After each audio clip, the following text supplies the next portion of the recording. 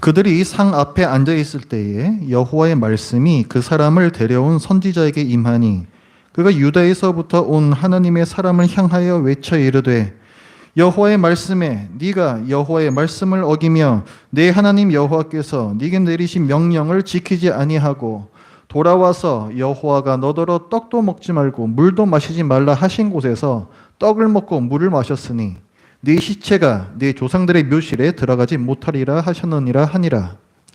그리고 자기가 데리고 온 선지자가 떡을 먹고 물을 마신 후에 그를 위하여 나귀의 안장을 지우니라. 이에 그 사람이 가더니 사자가 길에서 그를 만나 물어 죽임에 그의 시체가 길에 버린 바 되니 나귀는 그 곁에 서 있고 사자도 그 시체 곁에 서 있더라. 지나가는 사람들이 길에 버린 시체와 그 시체 곁에 선 사자를 보고 그 늙은 선지자가 사는 성읍에 가서 말한지라. 그 사람을 길에서 데리고 돌아간 선지자가 듣고 말하되 이는 여호와의 말씀을 어긴 하나님의 사람이로다. 여호와께서 그에게 하신 말씀과 같이 여호와께서 그를 사자에게 넘기심에 사자가 그를 찢어 죽였도다 하고 이에 그의 아들들에게 말하여 이르되 나를 위하여 나귀의 안장을 지우라.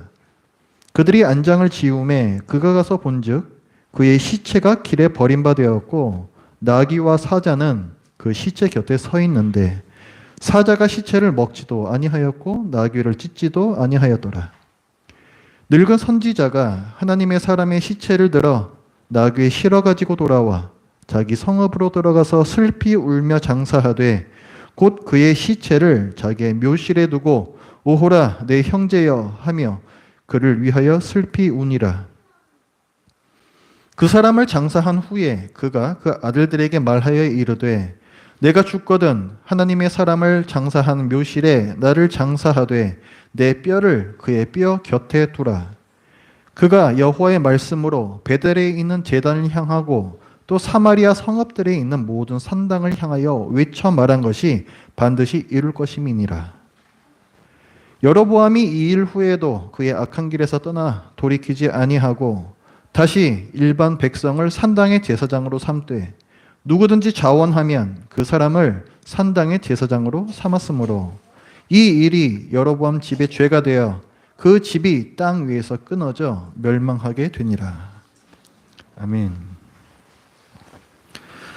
자, 지난 주일에 우리는 솔로몬 왕이 잘 하다가 말년에 배교하는 사건을 보았습니다.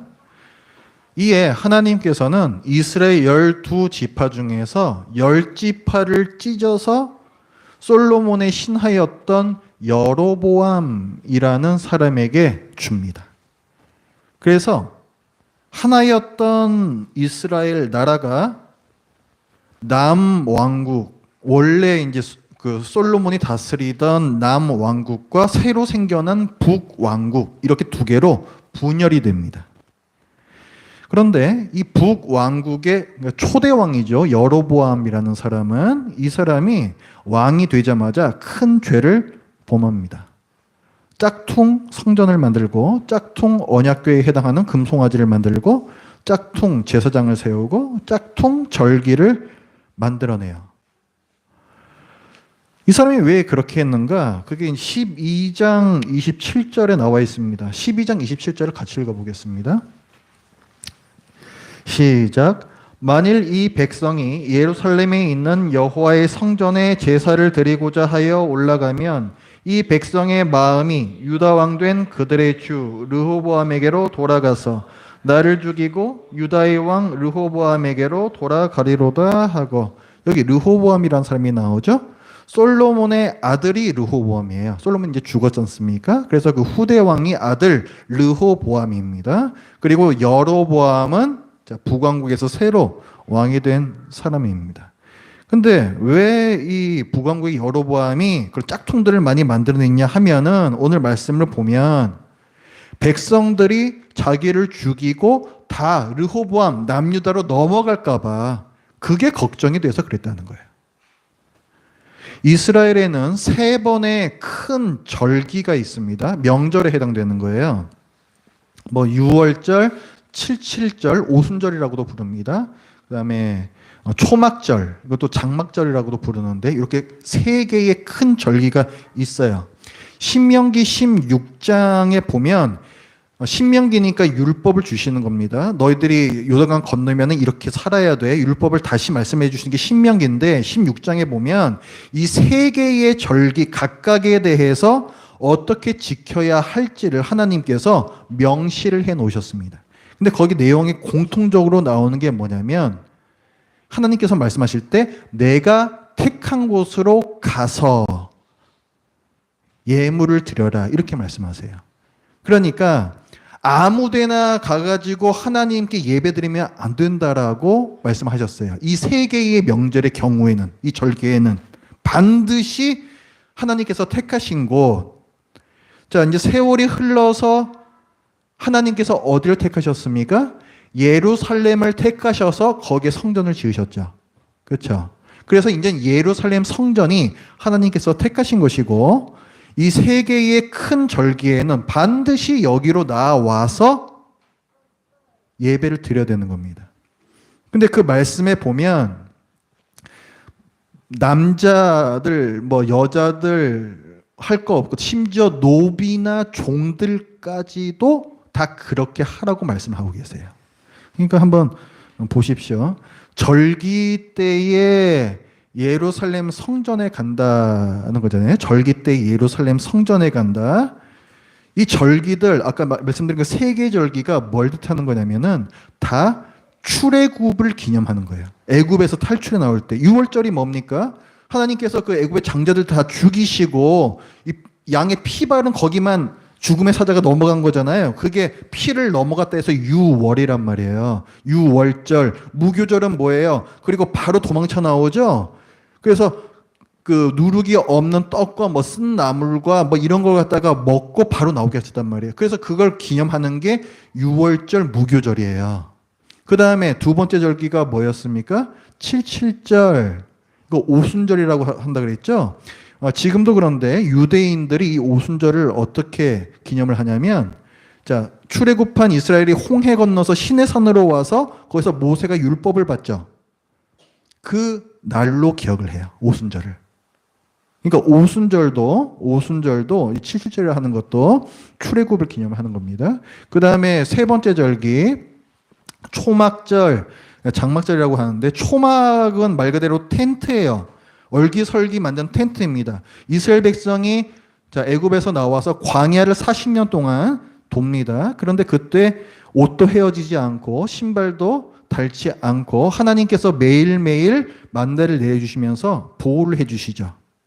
그걸 기념하는 게 우리 그 텐트 살았던 때 있잖아 이거예요. 그게 초막절, 장막절입니다. 자, 그러니까 이게 세 개가 다 어떤 공통점이 있어요. 우리는 하나님께서 구원해내신 백성이야 이거죠. 그러니까 우리는 한 하나님을 섬기는 한 백성이야 이거죠. 그럼 뭐예요? 우리는 하나라는 거. 그러면 예루살렘 성전은 뭐예요? 성전이 뭡니까? 하나님께서 여기 계신다라는 거죠. 이스라엘은 하나님께서 통치하시는 나라죠. 그러니까 하나님께서 계시는 나라가 정통성이 있는 나라죠. 예루살렘 성전이 있다는 건 뭐예요? 정통성을 뜻하는 거예요. 정통성. 우리가 하나님 나라예요. 그러니까 이 두 가지가 여로보암한테는 엄청난 이 위협이 되는 겁니다. 성전은 저기 예루살렘에 있어요. 그렇죠? 정통성이 거기 있단 말이에요. 그 다음에 백성들이 절기를 이제 섬기려고 그러면 명령에 따라가 율법에 따라 가지고 북이스라엘에 사는 사람들도 남쪽으로 와야 될 거 아니에요.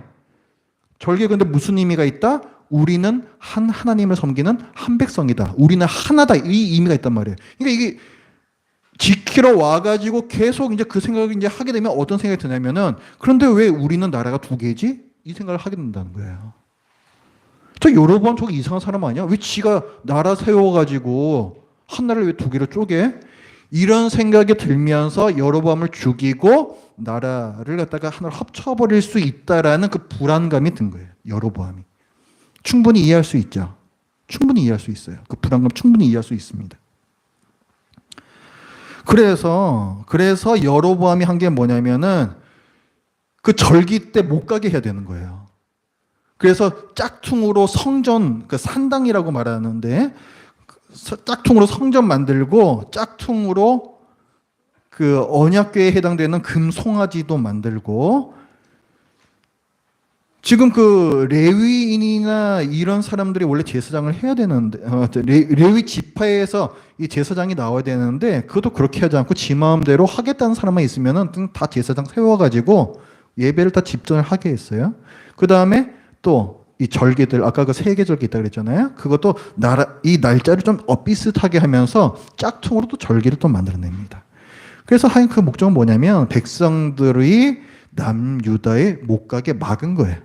갈 필요 없다. 뭡니까 이거? 하나님께서 주셨던 율법을 다 어겨 다. 성전도 지 마음대로 지으면 안 되는 거고 심지어 하나님을 금송아지 모양으로 빚는다?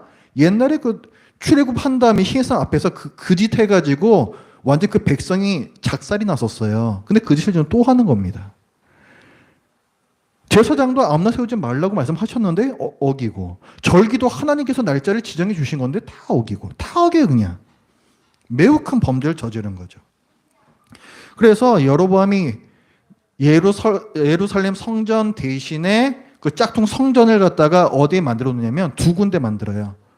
자, 남유다가 있고 그 위에 북이스라엘이 있죠. 그 북이스라엘 땅에서 그 남유다 넘어가기 바로 전에 여기가 베델이란데 베델. 그 다음에 여기에서 이제 저 북쪽 끝 여기가 단이라는 지방이에요. 그래서 여기 하나 여기 하나 성전을 두 개를 만들어 놓습니다. 그 중에서 요 두 개 중에서 여기 아랫부분 요 베델 여기에서 여로보암 왕이 첫 번째 절기를 지키려고 해요. 여러분들 이 여로보암이라는 왕 이름은 잘 외워두셔야 됩니다. 외워두셔야 돼요. 열왕기 내내 여로보암의 이름이 나와요. 어떠한 왕이 여로보암의 길을 쫓아 여로보암의 길을 쫓았더라. 이런 식으로 계속 반복이 돼요. 그럼 도대체 여로보암이 누군지 뭐 무슨 죄인지 알아야 될 거 아니에요. 그래서 성경이 이해될 거 아니에요. 제가 지금 말씀드린 게 그거예요. 짝퉁을 만들어냈다. 짝퉁을 만들어냈다. 결국 백성들이 결국은 그 하나님이 아닌 다른 신을 섬기게 한 거예요. 결국은 무슨 하나님이 금송아지예요. 아니잖아요. 다른 신을 섬기겠다. 그걸 갖다가 북이스라엘이 망할 때까지 그 짓을 계속하는데 그 기초를 놓은 사람이 바로 이 여로보암이라는 왕입니다. 그래서 이 왕의 이름은 꼭 외워두셔야 된다. 어떻게 외우느냐? 짝퉁 만들어 놓고 여기로 와서 보아. 여로보아. 예, 외우십시오. 여로보암 반드시 외우셔야 됩니다. 자, 그래서 이제 여로보암 왕이 이 베델에서 제사를 드리고 있는데 하나님께서 누군가를 보내세요. 그 13장 1절에 보니까 보라. 그때가 어디냐면 그 위에 절에 보면은 이제 그 짝퉁, 그 초막절이거든요. 요거 이제 이거 이제 왕이 직접 이제 자기 분향을 해요. 원래 이것도 안 되는 건데. 자, 그때에 하나님의 사람이 누구냐면요. 이거는 선지자예요. 성경에서 하나님의 사람이다 하면 선지자입니다. 여호와의 말씀으로 말미암아 하나님께서 명령하신 거죠. 근데 어디에서 왔대요? 유다에서부터 베델로 왔다. 이렇게 했습니다. 그렇죠? 북이스라엘은 선지자가 없나? 왜 굳이 유다에서 왔지? 우리 이제 이런 생각을 하나가 이제 할 수가 있어요. 근데 어쨌든 이 선지자가 와서 그 여로보암 왕이 이제 분향하고 있는 재물 태우고 있는 그 제단 있을 거 아니에요. 그걸 향하여서 저주를 합니다. 그게 이제 2절에 나오는 내용인데 훗날에 남유다의 요시야 왕이라는 사람이 나타나서 이 제단에다가 이 가짜 제사장들 다 그 위에 제물로 바칠 거다. 요 예언을 해요. 그리고 이 제단 여기에다가 그 사람 뼈를 갖다가 다 그 위에서 태워버려 가지고 부정케 만들어 버릴 거야. 이렇게 두 가지 예언을 합니다. 자, 이 저주가 반드시 반드시 실현되리라라는 증거를 이 선지자가 여기서 바로 주는데, 그게 이제 3절에 나와요. 그날에 그가 징조를 들어 이르되 이는 여호와께서 말씀하신 징조라. 제단이 갈라지며 그 위에 있는 재가 쏟아지리라. 자, 훗날에 이 일이 이루어질 것에 대한 보증으로 증명하기 위해서 뭘 보여주셨냐면은, 멀쩡하게 있던 제단이 둘로 쫙 쪼개집니다. 그럼 지금 제단 위에서는 재물을 태우고 있었으니까 여기 재가 있었을 거 아니에요? 확 그냥 쏟아져 버려요. 이 일이 일어나요. 이 일이. 이건 뭘 의미를 할까요? 하나님께서 이런 제사는 받지 않으신다는 거예요. 여로보암에 이런 제사는 받지 않으신다는 거예요. 네가 아무리 뭐 하나님을 사랑하는 마음에서 이렇게 한다 그래도 형식이 틀렸다는 거예요. 이거 우리도 받아야 할 교훈입니다. 내가 뭐 하나님만 마음 잘 섬기면 되는 거지. 형식이 뭐가 중요해? 굉장히 중요합니다. 굉장히 중요해요. 하나님을 섬길 때에는 마음과 형식 모두가 다 중요해요. 자, 그 다음에 제가 거기서 확 쏟아졌다 그랬죠? 이것도 부정한 제단이란 거예요. 이것도 부정한 제단. 원래 제라는 거는 저기 그 성 밖에 버린 데 따로 있어요. 근데 거기로 가지도 못하고 그 제단에 확 쏟아져 버렸다. 이건 이 제단이 부정케 된 거예요. 하나님께서 싫어하신다는 거예요. 그리고 가장 중요한 의미는 뭐냐면 기적이잖아요, 이게. 이 기적을 보여주심으로써 나중에 그 요시야 왕 때 이런 일들이 일어날 것이라는 예언도 반드시 성취가 될 것이다를 말씀해 주시는 겁니다. 반드시 그 이루어질 거야. 자, 그 일이 300년 후에 실제로 성취가 됩니다. 무려 300년 후에. 정말로 요시야라는 왕이 남유대에 나타나서 그때 이 일을 합니다. 자, 지금 이제 남유다에서 선지자가 와가지고 이제 이런 일들이 있었는데, 자, 이 일이 진행되고 있던 중에 여로보암 왕이 가만히 있을 리가 없죠. 그래서 그 유다에서 온 선지자를 가리키면서 저놈 잡아라 하는데 하나님께서 이 팔을 마비시켜 버리세요. 그래서 이게 딱 펴가지고 그다음부터 굽히질 못합니다. 이때부터. 그래서 여로보암 왕이 당황해가지고 그 선지자에게 하나님께 기도 좀 해주시오. 해가지고 간신히 이 마비됐던 팔이 회복이 돼요. 무슨 말이에요? 성경에서 여호와의 팔이 짧으냐 이런 말씀이 있죠. 팔은 뭐냐면 능력을 뜻한 거예요. 능력. 그러니까 지금 여로보암 왕이 하나님께서 하신 일을 막으려고 그런 거잖아요. 그게 팔을 내밀어서 막으려고 그런 거잖아요. 못 막는다는 거예요. 못 막는다는 거예요. 네 힘으로는 내 일을 못 막어. 그거 하나님께서 알려주시는 거예요. 반드시 요시야 왕 때 이 일이 이뤄질 것이다 말씀을 해주시는 겁니다. 자, 이렇게 해서 이 유대에서 온 선지자가 하나님께서 맡겨주셨던 임무를 잘 수행하고 이제 집으로 돌아가려고 합니다. 그랬더니 이제 7절에 보면 여로보암 왕이 자기 집으로 이제 초대를 해요. 내가 접대하겠다. 이거 뭐 여로보암 왕이 회개해서 그런 거 아닙니다. 그냥 좀 어떻게 좀 이렇게 구워 삶아보려고 회유시키려고 이제 이런 일을 한 거예요. 그런데 이 선지자가 완강하게 거절을 해요. 그 이유가 이제 9절에 나와 있습니다. 9절, 13장 9절 같이 읽어봅니다. 시작. 이는 곧 여호와의 말씀이 내게 명령하여 이르시기를 떡도 먹지 말며 물도 마시지 말고 왔던 길로 되돌아가지 말라 하셨음이니이다. 이거 하나님께서 명령하신 거예요. 네가 할 일만 하고 아무것도 먹지 말고 길도 다른 길로 해서 바로 돌아와. 이렇게 말씀하세요. 그래서 선지자가 이제 이 여로보암의 왕의 초대를 거절을 합니다. 자, 이런 엄청난 이제 일이 있었는데 그렇게 그 절기 예배를 드리는 그 현장에 절기니까 많은 사람들이 와 있었을 거 아니에요. 그 중에서 몇몇 청년들이 자기 집에 가서 아버지한테 이런 일이 있었나이다 하고 얘기를 해요. 근데 그 아버지가 누구냐면은 11절 거기 말씀을 보면은 늙은 선지자다 했어요. 자, 그 제단에 있던 베델 거기에 살고 있는 늙은 선지자였습니다. 자, 어떤 얘기를 들었겠어요? 이 사람이 유대에서 한 선지자가 왔었습니다. 근데 그 사람이 제단을 저주했습니다. 그리고 그 징조로 제단이 쪼개지면서 재가 쏟아지는 일이 있었습니다. 그리고 여로보암 왕이 그거 막으려 하다가 손이 마비되었다가 그게 다시 회복되었습니다. 왕이 선지자를 초청했는데 뒤도 안 돌아보고 횡하니 떠나버렸습니다. 이게 다 했겠죠? 그렇죠? 다 했을 거예요, 이거. 그거 중요한 거예요. 이따 보시면 알겠지만은. 다 들었습니다. 자, 이 아버지는 베델에 살고 있는 늙은 선지자라고 했어요. 그래서 저는 이제부터는 베델 선지자라고 부를 겁니다. 근데 이 베델 선지자는 영적으로 둔감하고 또 타락한 선지자이기도 했어요. 어떻게 알 수 있냐면 하나님께서 굳이 남유다에서 선지자를 보내신 것만 봐도 알 수가 있죠. 그렇죠? 북이스라엘에는 선지자 없다는 거예요, 한마디로. 그 다음에 여로보암 왕이 지금 짝퉁 뭐 만들고 지금 난리를 치고 있잖아요. 그런데도 이 선지자라는 사람이 아무 일도 안 하고 있습니다.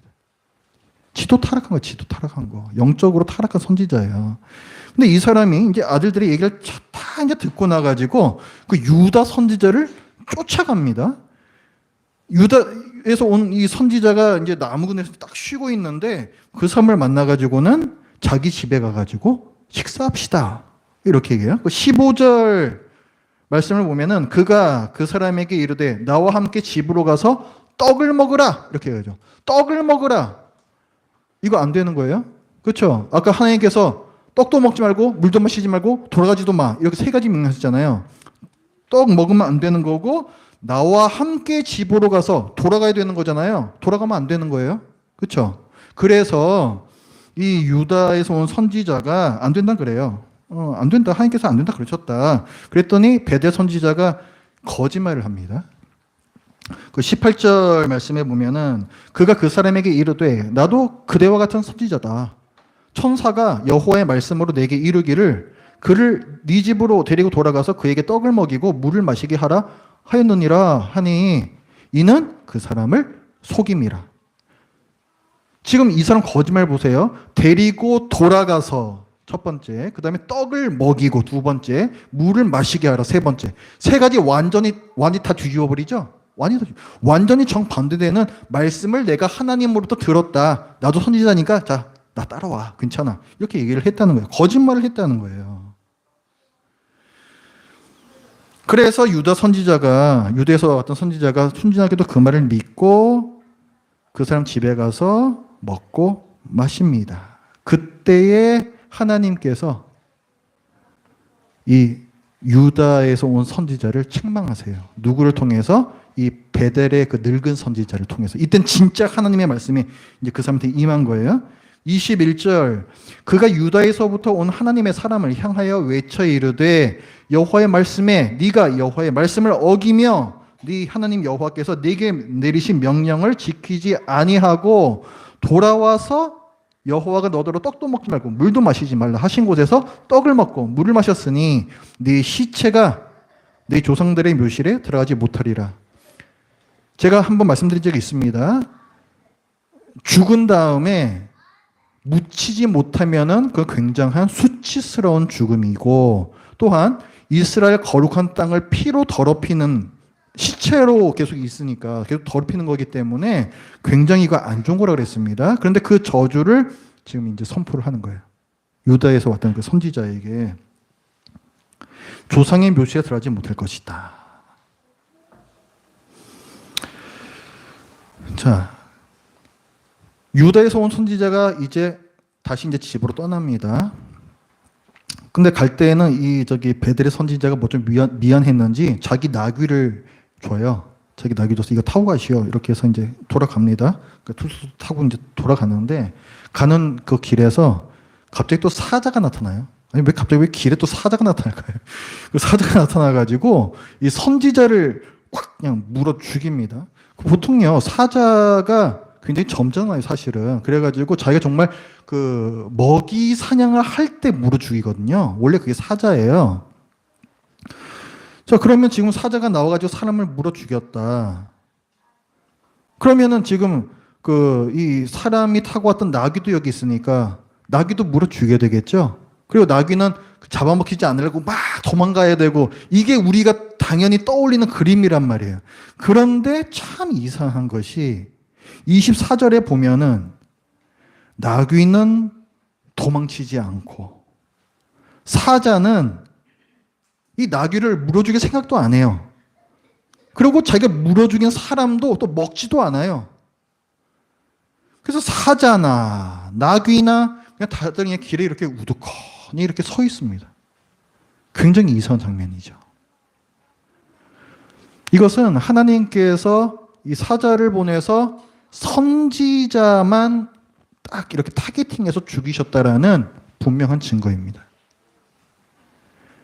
하나님께서 좀 전에 말씀하셨던 너는 네 조상의 묘에 들어가지 못할 것이다 라는 그 저주, 너는 객사할 거야 라는 그 저주가 지금 임한 거예요. 그래서 길 가던 사람들이 이걸 보고는 베델 그 마을에 가가지고 막 이렇게 막 소문을 냅니다. 그래서 그 소문을 그 베델에 있는 그 늙은 선지자가 이제 들어요. 듣고는 그 죽은 사람 나 누군지 알겠어. 아까 나가 그 먹었던 그 선지자야. 이걸 갖다가 이제 낌새 알아채고 자기도 또 급히 나귀를 타고 그 현장으로 갑니다. 자기 눈으로 이제 확인을 해요. 자, 여러분들은 이 이야기를 보시면서 어떤 생각들이 드십니까? 사실 이 사건에는 많은 궁금점들을 우리에게 일으키는 부분들이 있어요. 이 베델의 이 늙은 선지자는 도대체 왜 유다 선지자에게 거짓말을 했는가? 그리고 거짓말을 한 이 선지자가 더 나쁜 거 아니에요? 근데 왜 하나님께서는 유다에서 왔던 그 선지자만 죽이셨는가? 이 질문들의 답은 하나로 엮여 있습니다. 베델 선지자, 그 베델의 늙은 선지자가 왜 거짓말을 했는가? 우리가 분명히 알 수 있는 건 뭐냐면 이 유다에서 온 선지자가 식사하면 안 된다라는 사실, 그걸 모르고 그냥 호의로 초청한 게 아니라는 사실, 우리는 그건 분명히 알 수가 있어요. 왜냐하면 자기 아들들한테 무슨 일이 있었는지 다 들었거든요. 다 들었어요. 왜 왕의 청도 뿌리치고 불이 나게 갔는지 그걸 다 들었단 말이에요. 그런데도 이 사람은 거기에 완전히 반대되는 청을 이 선지자에게 함으로써 이 사람이 오게끔 만든 거잖아요. 그렇죠? 그럼 왜 그랬던 거냐? 혹시 유다 선지자가 먹지도 마시지도 돌아가지도 말라는 하나님의 말씀에 정말로 순종하는가 그냥 테스트해 본 걸까요? 그게 되게 이상하지 않습니까? 그게 자기한테 무슨 유익이 있어요? 그럴 이유도 없는 거예요. 이렇게 세우세요. 이 베델에 있는 선지자는 유다에서 온 선지자가 정말 선지자인지, 그가 했던 요시야 왕이 어쩌고 저쩌고 한다는 예언이 정말 이루어질 것인지 그게 궁금했던 거예요, 이 사람은. 정말 나중에 요시야라는 왕이 와가지고 북이스라엘에서 이 가짜 종교를 없애버릴 것인가? 정말로 하나님께서 이런 짝퉁 제사와 이런 왕과 이런 나라를 미워하시는가 확인하고 싶었던 거예요. 만약에 유다에서 왔던 이 선지자가 먹지도 마시지도 돌아가지도 말라라는 명령을 어긴다면, 그리고 이 선지자에게 아무 일도 일어나지 않는다면 어떻게 돼요? 요시야 왕에 대한 예언도 믿을 필요 없는 거죠. 그렇죠? 그렇죠? 그러니까 이 베델의 늙은 선지자가 식사 초대한 것은 한 사람의 목숨을 담보로 행한 악한 테스트였습니다. 네가 죽든 말든 나는 그거 한번 확인해 보겠다는 거예요. 그리고 동시에 이것이 하나님께서 말씀대로 유다에서 왔던 선지자를 죽이신 이유도 됩니다. 안 죽이시면은 요시야 왕 예언이 흔들리잖아요. 그러니까 이 선지자가 죽게 하심으로써 그 훗날에 있는 예언도 반드시 이루어진다를 다시 한번 확증시켜 주신 거예요.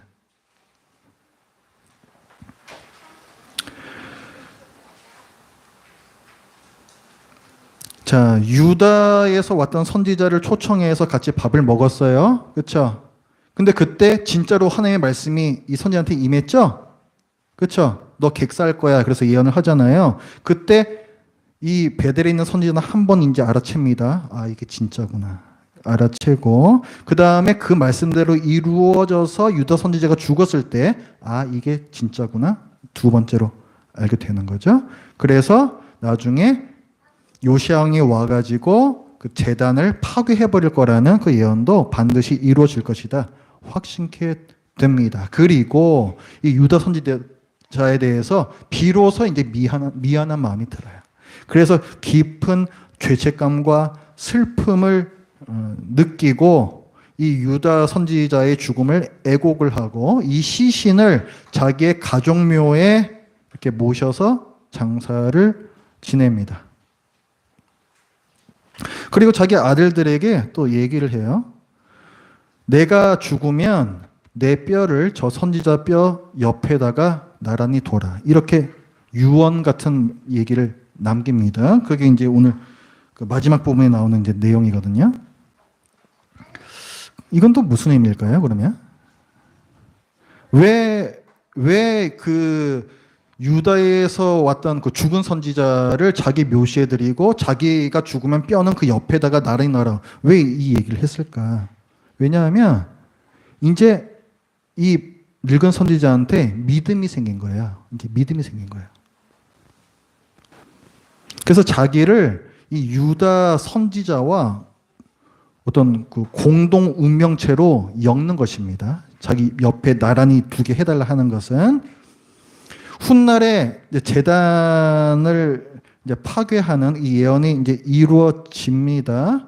그런데 그때에 어떤 일이 일어나든지 나는 지금 죽은 이 유다 선지자와 같은 운명으로 묶이겠다라는 자기의 이 어떤 어떤 선언 이렇게 할 수가 있어요.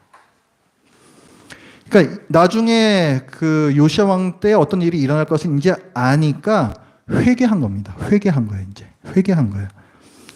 여기 책갈피 두시고 열왕기하 23장 15절 가보십시오.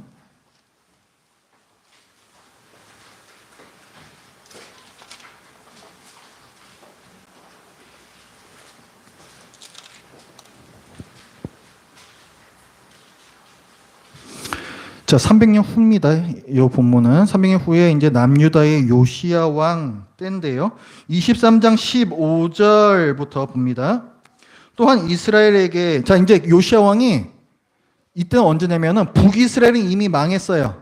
북이스라엘은 이미 망했어요. 그런데 북이스라엘이 섬겨왔던 그 가짜 그 성전들 산당들이 여기저기 많이 있었습니다. 근데 그 남은 유다 요시야 왕이 자기 나라에 있는 우상들 다 없애치우면서 북왕국이 다스렸던 그 지역까지도 일부 넘어와서 산당을 다 없앱니다. 거기에 대한 이제 본문이에요. 23장 15절에 보면 또한 이스라엘에게 범죄하게 한 노바세의 아들 여로보암이 베델에 세운 제단과 산당을 오늘 본문에 나타난 거죠. 왕이 헐고 요시야 왕이 헐었다는 거예요. 또 그 산당을 불사르고 빻아서 가루를 만들며 또 아세라 목상을 불살랐더라. 요시야가 몸을 돌이켜 그다음에 뭐 하는 거 잘 보세요. 산에 있는 무덤들을 보고 보내어 그 무덤에서 뭘 가져다가 해골을 가져다가 제단 위에서 불살랐대요. 이거 아까 오늘 본문에서 예언했던 바입니다. 사람의 뼈를 그 제단 위에서 불태워. 그 예언이 있었잖아요. 그걸 그대로 지금 이루는 거예요. 근데 이 해골을 어디서 갖고 왔대요? 그 주위에 있는 그 무덤들 그거 캐가지고 뼈 갖고 와 이렇게 한 거예요. 그런데 17절에 보면 요시야가 이르되 내게 보이는 저것은 무슨 비석이냐? 어떤 비석이 있어요. 성읍 사람들이 그에게 말하되 왕께서 베델의 제단에 대하여 행하신 이 일을 전하러 유다에서 왔던 하나님의 사람의 묘실이나이다. 뭐예요 이거? 오늘 봄에 나왔던 그 유대에서 왔던 선지자 있죠? 그 사람이 들어가 있는 그 묘실이라는 거예요, 거기. 근데 거기에 지금 누구 뼈도 같이 있어요? 베델의 선지자 뼈도 같이 있죠? 그래서 한번 보세요. 18절에 보면, 그래서 요시야 왕이 뭐라고 하냐면, 이르되 그대로 두고 그의 뼈를 옮기지 말라. 건들지 않아요. 다른 뼈들은 다시 다 캐냄을 당해가지고 제단에서 다시 한번 불타버리는 아주 험한 꼴을 당하는데, 이 선지자의 뼈는 잘 보존이 되고, 그 다음에 그 18절 뒤에 보면 무리가 그의 뼈와, 유대에서 왔던 선지자의 뼈와 사마리아에서 온 선지자의 뼈는 그대로 두었더라. 이 사마리아가 어디냐면 이게 북이스라엘을 대표하는 지명이거든요. 이게 베델, 그 늙은 선지자의 뼈란 말이에요, 이게. 그러니까 공동 운명체로 이제 묶임으로써 이런 어떤 일종의 구원을 받은 거예요, 그러니까 이 사람은.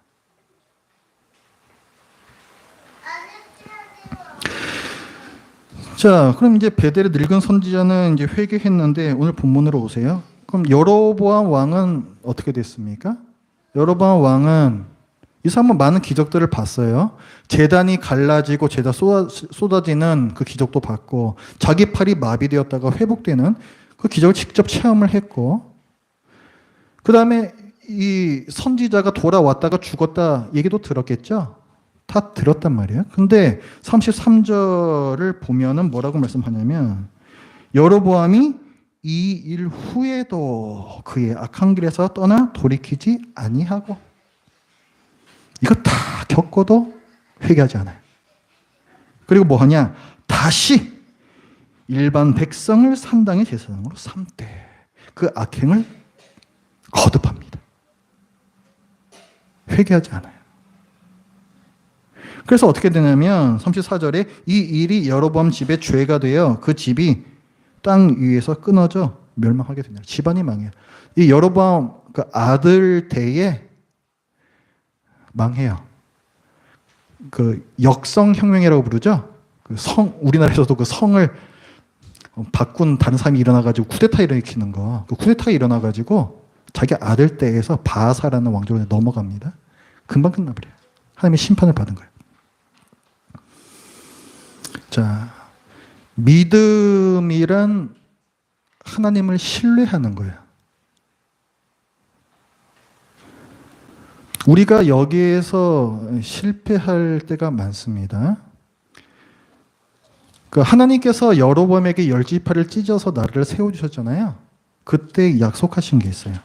11장 38절에 보면 네가 만일 내가 명령한 모든 일에 순종하고 내 길로 행하며 내 눈에 합당한 일을 하며 내 종 다윗이 행한 같이 내 율례와 명령을 지키면 내가 너와 함께 있어 내가 다윗을 위하여 세운 것 같이 너를 위하여 견고한 집을 세우고 이스라엘을 내게 주리라. 이거 거의 다윗 언약에 맞먹는 언약입니다. 이거는 엄청난 언약이에요. 이거는. 이거를 여로보암을 세우실 때 주셨단 말이에요. 그런데 여로보암이 이걸 믿지를 않아요. 하나님의 말씀에 순종하지 않습니다. 하나님이 오늘도 봤던 것처럼 하나님의 말씀을 아예 그냥 정면으로 대놓고 무시해요. 짝퉁 뭐 만들지 않습니까? 그러니까 이 여로보암은 이 나라가 어떻게 하면 계속 유지될 수 있을까? 그 근거를 성전이라는 건물, 사람들이 거기 못 가게 해야 된다. 성전이라는 건물에다 뒀던 것이고 백성이 자기를 죽일까 봐 그것을 염려를 했던 거예요. 나라가 되었던 자기 자신의 안전이 되었던 그 모든 것의 근거가 바로 하나님 당신이시라는 이 사실을 잊어버린 겁니다.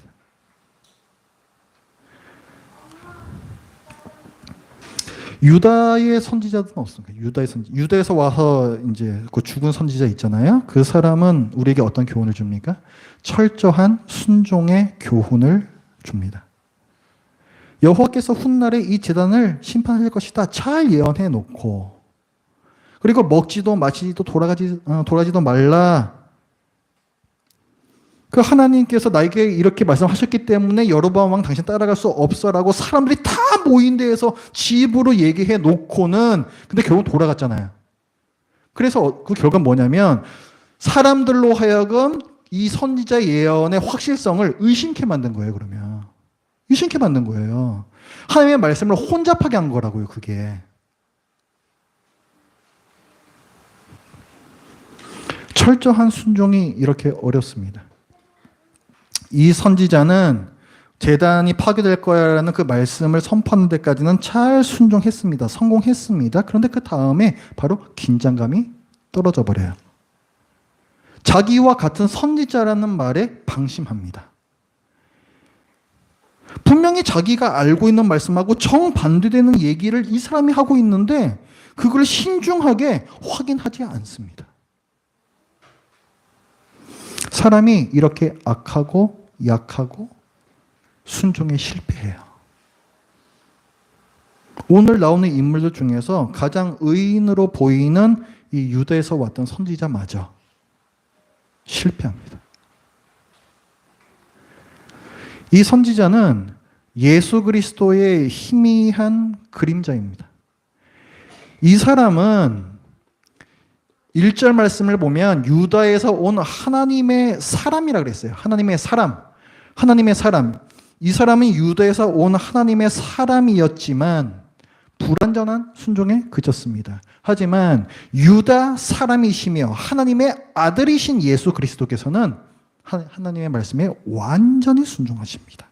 이 땅에 계시는 동안에 마음으로, 말로, 행동으로 하나님께 순종하셨고 하나님께서 내리신 죽음의 잔을 마시기까지 십자가에서 죽으시기까지 순종하셨습니다. 하나님의 사람이었던 이 유다 선지자는 불완전한 순종 때문에 비참하게 죽임을 당했지만 하나님의 아들 예수 그리스도께서는 완전한 순종 때문에 비참하게 죽임을 당하셨습니다.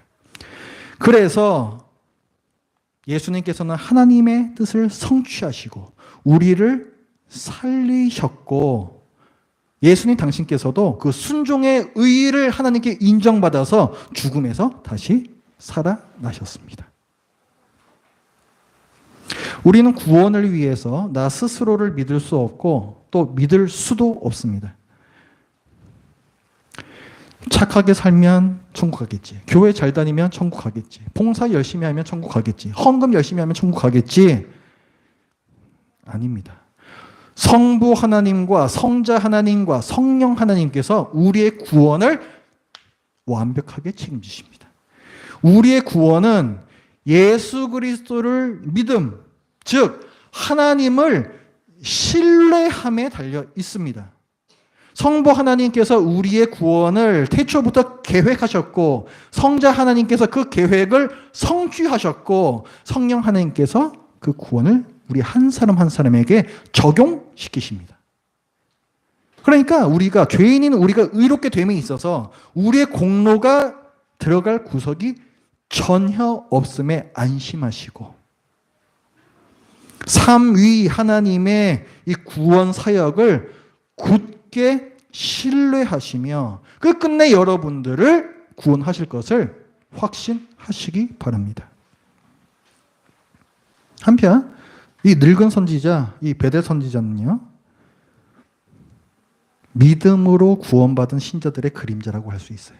이 사람은 굉장히 악한 사람이었지 않습니까? 한 사람의 목숨을 담보로 테스트를 해?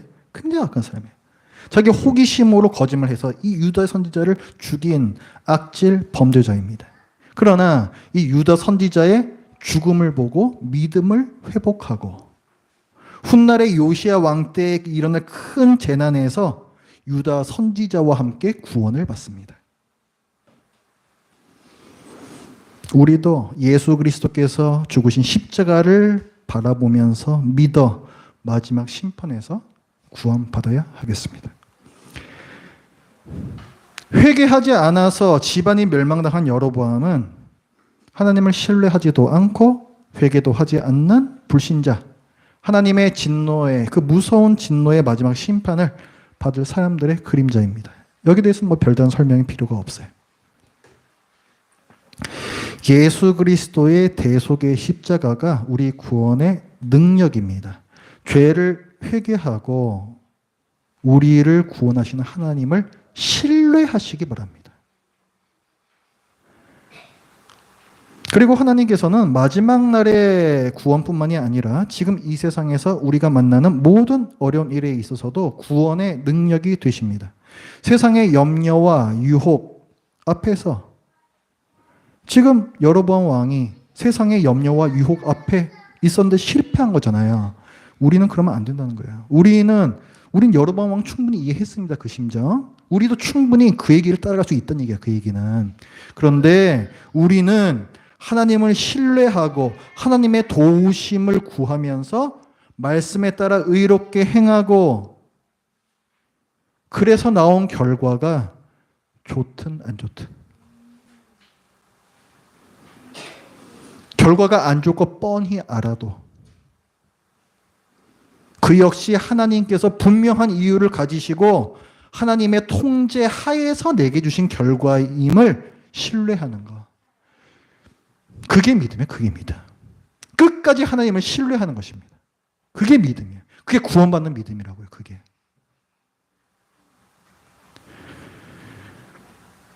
우리를 의롭게 하는 믿음, 우리를 거룩하게 살아가게 하는 믿음의 본질은 신뢰예요. 신뢰.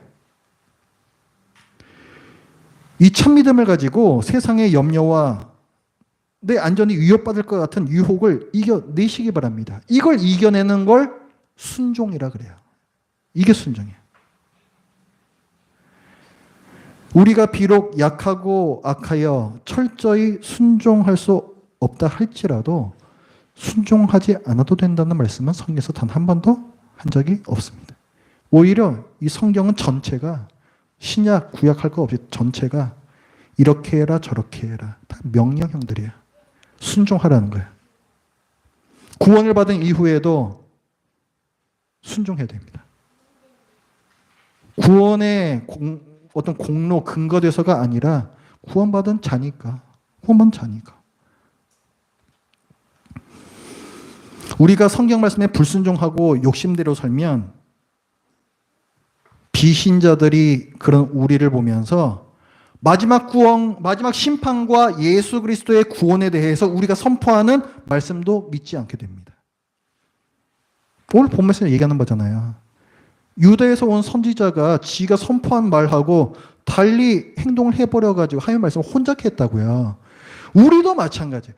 우리도 뭐 예수 믿어라, 뭐 천국 가야 된다, 말은 그렇게 하는데 실제로 사는 거 보면은 개판으로 산다. 한마디로 세상 사람들과 다를 바 없이 성경 말씀과 전혀 관계없이 산다. 불신자들 거 보면요.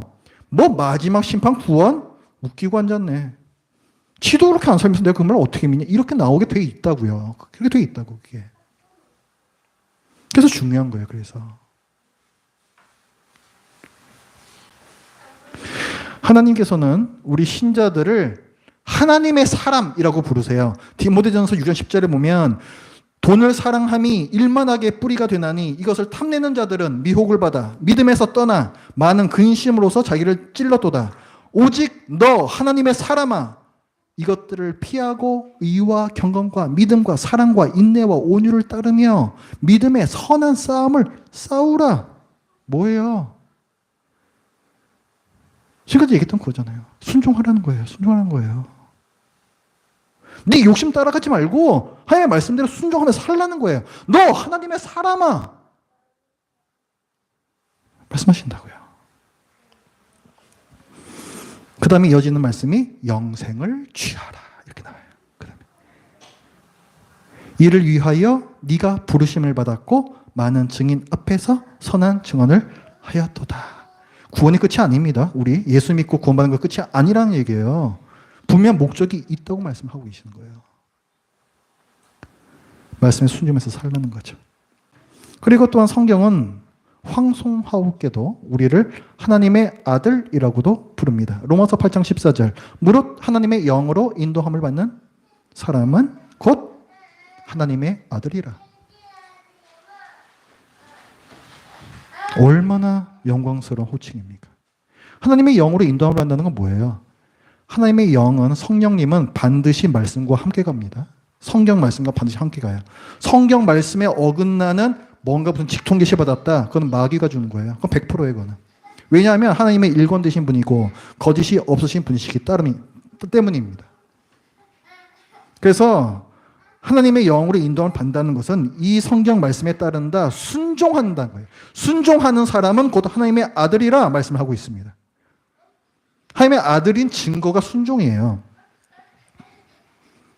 자, 어설프게 순종했던 하나님의 사람 유다 선지자의 실패와 완전하게 순종하셨던 하나님의 아들 예수 그리스도를 기억하십시오. 아마 우리는 그 사이 사막 계속 왔다 갔다 할 거야, 아마. 우리는. 그리고 순종에 성공했을 때에는 방심하지 말아야 됩니다.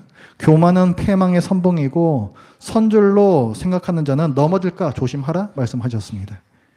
우리는 첫 임무를 잘 완수한 유다 선지자처럼 성공 후에, 순종의 성공 후에 교만하거나 방심하기가 쉽습니다. 늘 성공했을 때가 더 조심해야 될 때. 더욱 내 마음을 민감하게 살펴보면서 유혹을 이겨내야 됩니다. 하나님께서는 마음을 지킨다면 이기지 못할 유혹은 없다고 하셨습니다. 고린도전서 10장 13절 사람이 감당할 시험, 템테이션, 유혹입니다. 사람이 감당할 유혹 밖에는 너희가 당한 것이 없나니 오직 하나님을 미쁘사 너희가 감당하지 못할 시험당함을 허락하지 아니하시고 시험당할 즈음에 또한 피할 길을 내사 너희로 능히 감당하게 하시느니라. 우리가 피하지 못할 유혹은 없다는 거예요. 그럼 왜 넘어가요? 내가 내 마음을 안 지키니까. 유혹 앞에서 하나님께 피할 길을 구하시면서 말씀에 따라 행하시기 바랍니다. 기도하겠습니다. 하나님 아버지, 오늘 두 선지자와 또 여로보암 왕의 이 기록을 통해서 저희들은 과연 어디에 해당되는 사람들일까 해서 나눠보았고 또 이 본문의 의미가 무엇인지 살펴보았습니다. 하나님 아버지시여, 저희들이 여로보암 왕과 같이 하나님을 신뢰하지 못하고 늘 부하내동하고 아무런 기준도 없이 그저 나의 안위, 내 집안 그저 살피느라고 바쁘진 않습니까? 또한 이 유다 선지자처럼 한 번의 순종으로 교만해져서 큰 불순종으로 내닫는 또 그런 것이 우리의 모습은 아닌지요. 하나님 아버지시여, 죄를 짓고 죄를 지었던 악인 중에 악인이었던 저희를 예수 그리스도의 순종으로 말미암아서 당신의 백성으로 구원하여 주시고 마지막 날에 있을 큰 불심판으로부터 구원하여 주셨음을 감사합니다. 아버지시여, 저들이 이 감사함을 제대로 인식하고 또 하나님께 제대로 감사를 드리며 또한 우리의 삶 가운데서 순종의 삶, 저들이 이 시간에 다짐하고 각오할 때에 성령님께서 저희들에게 힘을 더하여 주시옵소서. 예수님의 이름으로 기도드립니다. 아멘. 찬송가 200